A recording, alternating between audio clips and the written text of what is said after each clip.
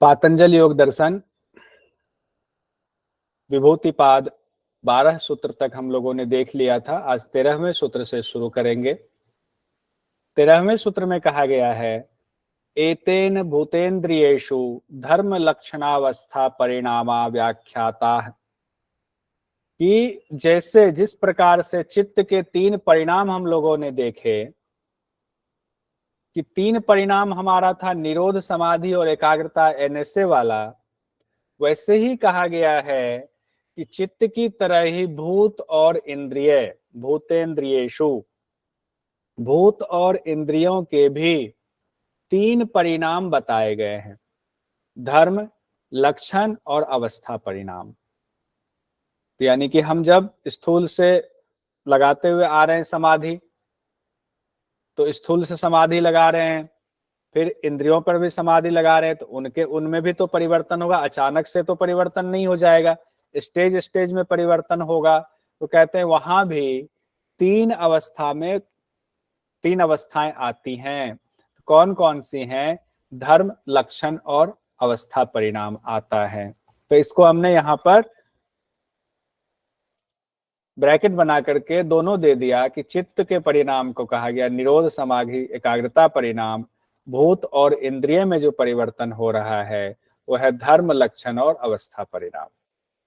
उसके बाद 14 नंबर में आएंगे सूत्र में, कहा गया शांत उदित अव्यपदेश धर्मानुपाति धर्मी। तो ये शांत उदित, और अब चूंकि ऊपर बताया गया है कि भूत और इंद्रियों में भी परिणाम होते हैं, धर्म, लक्षण और अवस्था परिणाम होते हैं, तो वो धर्म, लक्षण और अवस्था परिणाम किसी चीज में होंगे, तो उसमें कहा गया है कि वो धर्मी होगा, धर्मी का कुछ धर्म होगा, उसमें परिवर्तन होता होगा। तो क्या धर्मी क्या धर्म? तो कहते हैं जैसे मान लीजिए, यह पहले इस शब्द को देख लेते हैं, शांत, उदित और अव्यपदेश। शांत मतलब होता है जो बीत चुका है, उदित मतलब जो वर्तमान स्थिति है, अव्यपदेश मतलब जो जिसके गुण मौजूद हैं लेकिन भविष्य में वो प्रस्फुटित होंगे। तो वो धर्मी के धर्म हैं। तो धर्मी कौन है? मान लीजिए एक मिट्टी है। अब मिट्टी जो है अभी उसमें बहुत सारे गुण हैं जो भविष्य में आने वाले हैं। जैसे कि उस मिट्टी में पानी मिलाया और उसका बनाया, लोई उसकी बना दी, अब उसको घड़ा बना दिया। तो जब घड़ा बना दिया, अब वो घड़ा बन गया, अब उसके लिए जो है वो मिट्टी जो है वो शांत वाली उसकी स्थिति, अतीत हो गया। मिट्टी जो है वो उसके लिए अतीत हो गया। अब वो उदित है, उदित मतलब वो घड़ा बन चुका है। अब मान लीजिए घड़ा को हमने तोड़ करके, फोड़ करके फिर मिट्टी में मिला दिया, अब वो मिट्टी जो है वो वर्तमान हो जाएगा और ये घड़ा जो था वो उसके लिए भूत रह जाएगा। उसी तरीके से इसमें दोनों चीजें हैं। मिट्टी है तो मिट्टी में उसका भविष्य छिपा हुआ है कि उसके कई स्टेजेज हैं, उसके गुण उसमें छिपे हुए हैं। अब सरसों है तो सरसों में उसका तेल है, लेकिन अभी भले ना दिख रहा हो, जब उसको मशीन में डालेंगे तो उससे तेल निकलेगा। तो धर्मी के धर्म है वो जो उसमें व्याप्त रहते हैं। ये इसको इसलिए यहाँ पर लाया गया है कि जब भूत और इंद्रियों की बात की गई है कि उसमें भी 3 परिणाम होते हैं, धर्म, लक्षण और अवस्था, कि उसके भी धर्म बदलते हैं, लक्षण अलग अलग दिखता है, उसकी अवस्था में परिवर्तन हो जाता है। तो कहते हैं क्या ऐसा कैसे होगा, उसको समझाने के लिए कहते हैं कि भैया देखो, धर्मी जो धर्मानुपाती धर्मी, उसमें 3 है, भूत, वर्तमान और भविष्य वाले होते हैं, जैसे मिट्टी में होता है। अब आगे कहते हैं कि क्रमान्यत्वं परिणामान्यत्वे हेतु। कहते हैं धर्मी के धर्म का परिणाम अलग अलग इसलिए होता है क्योंकि उनका क्रम अलग होता है। अब धर्मी के धर्म का परिणाम अलग क्यों होगा? तो भूत में कुछ और ही परिणाम होगा, क्योंकि क्रम अलग है, भूत है, वर्तमान है, भविष्य है। तो भूत में एक कैसे होगा भविष्य का परिणाम, और वर्तमान का परिणाम एक कैसे हो सकता है? तो जब चूंकि उनमें क्रम अलग है तो उसके परिणाम भी धर्मी के धर्म के अलग हो जाएंगे। जैसे मिट्टी धर्मी है, जबकि वह गुथ जाता है तो परिणाम बदल जाता है, फिर जब उसका घड़ा बन जाता है तो फिर से परिणाम बदल जाता है। ऐसा इसलिए होता है क्योंकि उसका क्रम अलग हो गया, अलग अलग क्रम कर दिया तो उसके परिणाम बदल जाएंगे। उसके बाद कहते हैं कि अब आगे जो है बड़ा इंपॉर्टेंट है, ये सब याद करने वाला है। संयम और संयम से मिलने वाले फल की चर्चा की गई। कहते परिणाम त्रय संयमात अतीत अनागतम ज्ञानम। कहते तीनों परिणामों में, चूंकि ऊपर परिणाम की चर्चा की गई है, ऊपर परिणाम की चर्चा की गई है, कहते हैं तीनों परिणामों में एक साथ हम संयम कर लें तो क्या होगा। कहते हैं कि तीनों परिणामों में एक साथ संयम कर लोगे तो पहले क्या था ये पता चल जाएगा। परिणाम तो बताएगा ना, भूत वर्तमान और भविष्य वाली बात की गई है। वर्तमान तो तुम देख ही रहे हो, भूत और भविष्य बच गया तो भूत और भविष्य का भी तुमको ज्ञान हो जाएगा। जब हम ऊपर वाला सूत्र जान लेते हैं तो आगे वाले को जानना हमारे लिए आसान हो जाता है। ये क्या आ गया,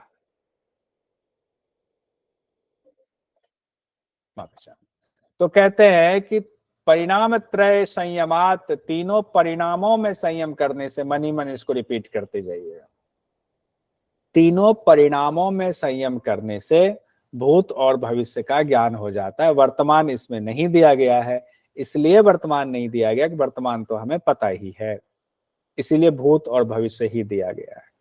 उसके बाद 17 नंबर के सूत्र में कहते हैं शब्द अर्थ प्रत्ययानाम इतर इतर अध्यासात संकर तत्व प्रविभाग संयमात सर्वभूत रूत ज्ञानम। यानी कि शब्द अर्थ और ज्ञान, इन तीनों का मिल जाने के कारण उसके विभाग में संयम करने से, हम लोगों ने जब संप्रज्ञात समाधि पढ़ रहे थे तब पढ़ा था कि शब्द कोई आया, उसका हम अर्थ समझते हैं, फिर उस अर्थ के हिसाब से उसका ज्ञान प्राप्त करते हैं। कहते हैं जब तीनों मिला जुला हो, जब तीनों मिला जुला हो तो उसके विभाग में संयम करने से क्या होता है, सब प्राणियों की वाणी का ज्ञान हो जाता है। देखिए कैसा है, पहले के लोग संयम करके सभी प्राणियों की, चाहे चिड़िया हो, बिल्ली हो, कुत्ता हो, सबकी वाणी का ज्ञान, वो क्या कहना चाह रहे हैं उसका ज्ञान वो कर लेते होंगे। शब्द अर्थ प्रत्ययानाम इतर इतर अध्यासात संकर तत् प्रविभाग संयमात सर्वभूत रूत ज्ञानम। सभी प्राणियों की वाणी का ज्ञान हो जाता है। उसके बाद 18 नंबर के सूत्र में कहते हैं संस्कार साक्षात करणात पूर्व जाति ज्ञानम। कहते संस्कारों पर संयम कर लेने से पूर्व जन्म का ज्ञान हो जाता है। तो संस्कार, कौन से संस्कार, हम लोगों ने पढ़ा हुआ है कर्माशय के बारे में। कर्माशय में जो है संस्कार बन के पड़े रहते हैं, जब हम उसका संयम कर लेते हैं तो हमें पता चल जाता है कि ये संस्कार हमारे क्यों हैं, हमारा पूर्व जन्म कैसा रहा था, उसमें हमने कौन से कर्म किए थे। तो पूर्व जन्म का पूरा ज्ञान हो जाता है क्योंकि हम संस्कार को साक्षात कर लेते हैं।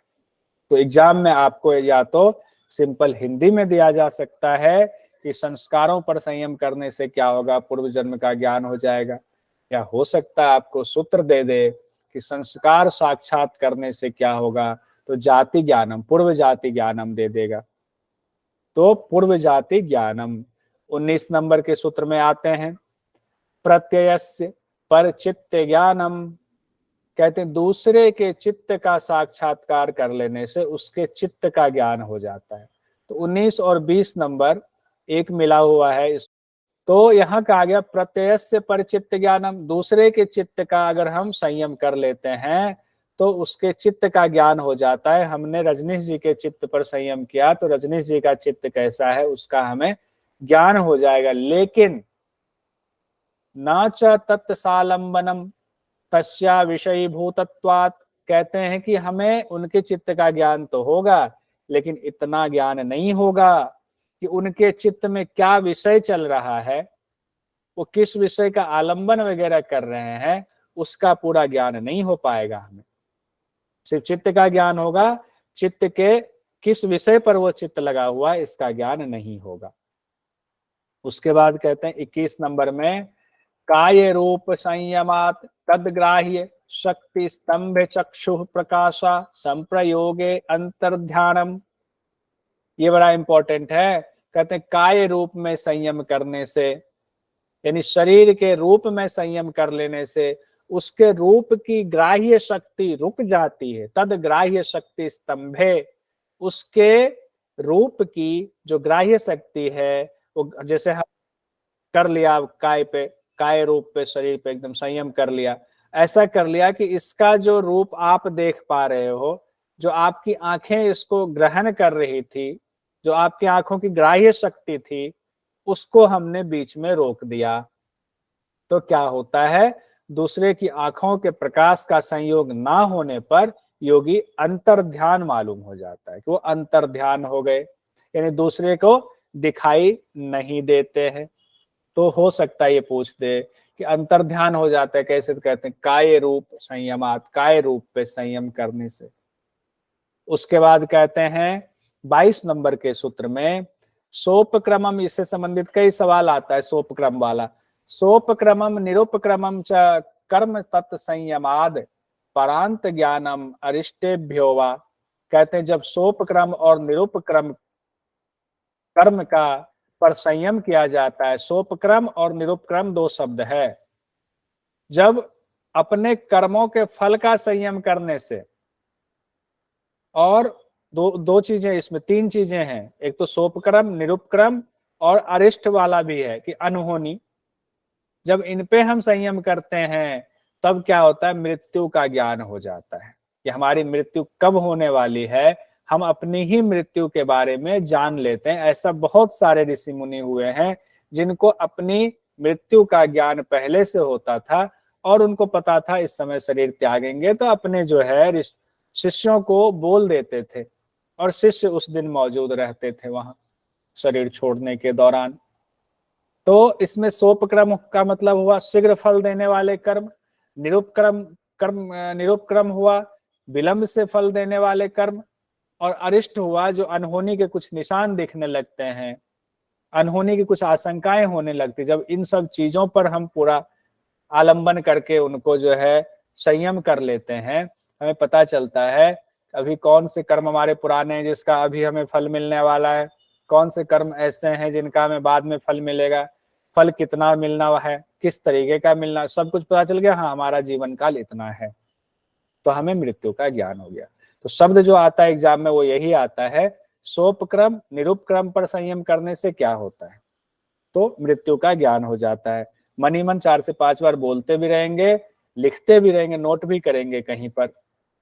उसके बाद है मैत्री आदि शुबलानी।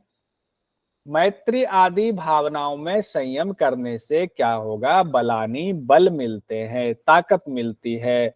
इसको याद रखने, ऐसे याद रखेंगे, ट्रिक जोड़ लेंगे कि मित्र जो है हमारी शक्ति का प्रतीक होता है। अगर कहते हैं कोई सच्चा मित्र है तो हमें अंदर से बल मिलता रहता है, तो उसको इस भावना के साथ करेंगे कि मैत्री आदि भावनाओं में संयम करेंगे तो हमें बल मिलता है। उसके बाद 24 नंबर में कहा गया है कि अब बलेशु हस्ति बलादिनी। अब अगर आप हाथी के बल में संयम कर लेंगे तो क्या होगा, कहते हैं हाथी आदि के बल में संयम कर लेंगे तो उनके समान बल हो जाएगा। बहुत बड़ी बात कही जा रही है यहाँ पर। हाथी एक कहा गया, लेकिन हाथी प्रतीकात्मक है। हाथी आदि मतलब कई और चीजों में भी, शेर पर करेंगे तो शेर जैसा ताकत आ जाएगी, उनके जैसा समान बल आएगा।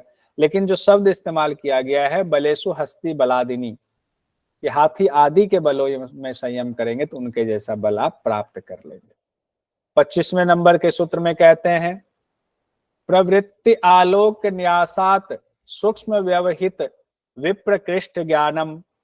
प्रवृत्ति के प्रकाश को सूक्ष्म आवरण युक्त दूरस्थ वस्तुओं में लगाने से, जो हमारी प्रवृत्ति है उसके प्रकाश को अगर हमने बहुत सूक्ष्मता से लगा दिया, दूर की चीजों को हम जो है उस पर ध्यान लगा रहे हैं कि कौन सी आवाज आ रही है उस पर ध्यान लगा रहे हैं, तो वहां ज्ञान चल जाएगा कि वहां कोई साजिश चल रही है, या वहां कोई चोर डाकू बैठा, या वहां किस चीज की आवाज है, वहां क्या है।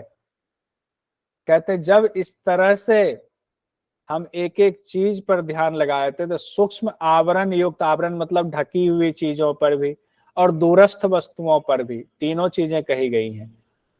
तो आवरण युक्त होगा तो खजाने का पता चल जाएगा, सूक्ष्म होगा तो सूक्ष्म चीज का पता चल जाएगा, दूरस्थ वाला होगा तो दूर की वस्तुओं का भी ज्ञान हो जाएगा। तो तीनों चीजों, तीनों इधर दूसरी तरफ रख देंगे। सूक्ष्म का ज्ञान, आवरण युक्त मतलब छिपी हुई चीजों का ज्ञान, दूरस्थ वस्तुओं का ज्ञान। तो किसमें? प्रवृत्ति के प्रकाश को अगर हम लगा दे तो उस पर संयम कर लें। तो 26 नंबर में कहा गया है भुवन ज्ञानम सूर्य संयमात, कहते हैं सूर्य में संयम करने से सभी भुवनों का ज्ञान हो जाता है। भुवन मतलब लोकों का, सभी लोकों का ज्ञान हो जाता है। किस पर? सूर्य पर संयम करने। अब सूर्य के चारों ओर ही सभी लोग घूम रहे हैं। अभी हम लोगों ने पढ़ा उपनिषद में कि सूर्य ही सभी लोगों को ऊर्जा प्रदान कर रहे हैं, सबके प्राण को अपने में समाहित किए हुए हैं, सब में प्राण भर रहे हैं। तो उस सूर्य को ही जब हम उस पर संयम कर लेंगे, सब लोगों तक हमारा ज्ञान हो जाएगा। सब लोग कौन कहाँ है क्या है उसका पूरा ज्ञान हो जाएगा। उसके बाद कहते हैं 27 नंबर में चंद्रे तारा व्यूह ज्ञानम, चंद्रमा में संयम करने से सभी ताराओं के व्यूह का ज्ञान हो जाता है। व्यूह मतलब रचना, कौन सा यहाँ है, कौन सा तारा 1000 किलोमीटर दूर है कि 1 करोड़ वर्ष किलोमीटर दूर है, कहाँ कितनी दूरी पर है, व्यूह रचना क्या है, कौन सा उत्तर की दिशा में है, वो नीचे या कौन सा थोड़ा सा इस तरफ को है, कौन इस तरफ को है, सारी ताराओं के व्यूह की उसकी रचना का ज्ञान हो जाता है। किससे? चंद्रमा पर संयम करने से। चंद्रे तारा व्यूह ज्ञानम, चंद्रमा पर संयम करने से सभी ताराओं के व्यूह का ज्ञान हो जाता है। ध्रुवे तदगति ज्ञानम, अब व्यूह का ज्ञान, सभी लोगों का ज्ञान हो गया सूर्य से, चंद्रमा पर किया, सभी ताराओं की रचना का ज्ञान हो गया, कौन कहाँ पे है, लेकिन गति का ज्ञान अभी नहीं हुआ है। तो गति के ज्ञान के लिए कहते हैं ध्रुव तारा पर संयम कर लीजिए। अब गति का भी ज्ञान हो गया, किसके? ताराओं की गति का ज्ञान हो गया कि कौन सा तारा कितनी गति से घूम रहा है। उसके बाद कहते हैं 29 नंबर में नाभि चक्रे काय व्यूह ज्ञानम, नाभि चक्र, नाभि चक्र पे अगर आपने पूरा ध्यान लगा लिया तो आपके शरीर की जो रचना है उसका पूरा ज्ञान हो जाएगा। शरीर में कौन सी समस्या कहाँ है नहीं है, उससे संबंधित सब कुछ आपको पता चल जाएगा अपने ही शरीर के बारे में। तो वो कैसे होगा? नाभि चक्र में संयम करने से शरीर के व्यूह का पूरा ज्ञान हो जाता है।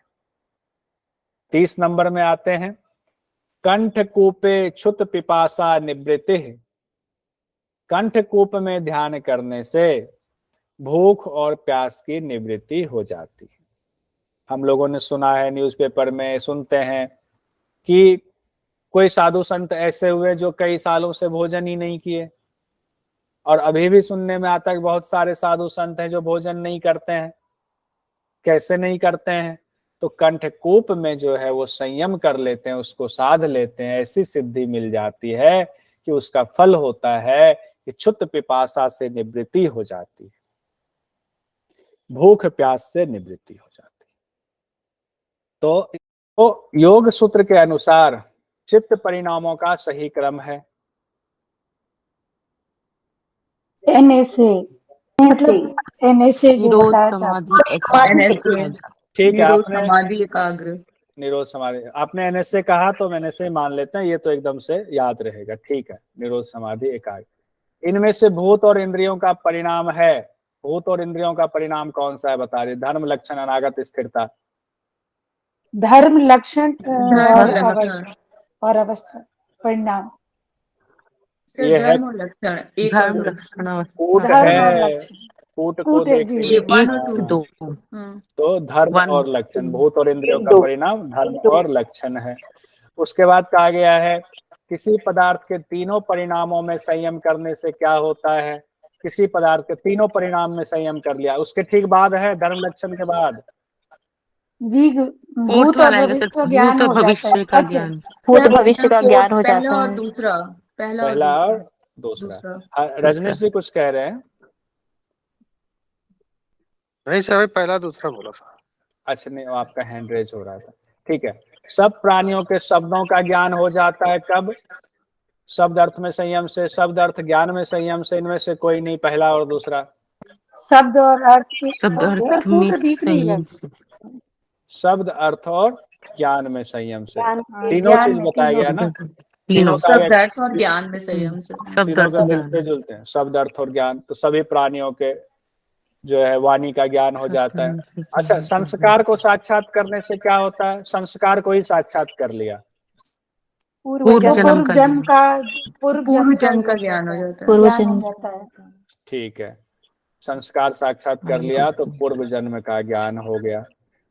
और काय रूप में संयम कर लिया तो अंतर ध्यान हो जाते हैं। और नाभि चक्र में ध्यान कर लिया तो शरीर के शरीर ज्ञान ज्ञान, हो जाता है। शरीर की रचना का पूरा ज्ञान हो जाता है। और हमने काय व्यू, ध्रुव तारा में ज्ञान कर लिया तो तारों की गति का सभी ज्ञान। ताराओं गति का ज्ञान हो जाता है। सूर्य में संयम कर लिया तो 14 भुवनों की पूरे लोकों का है।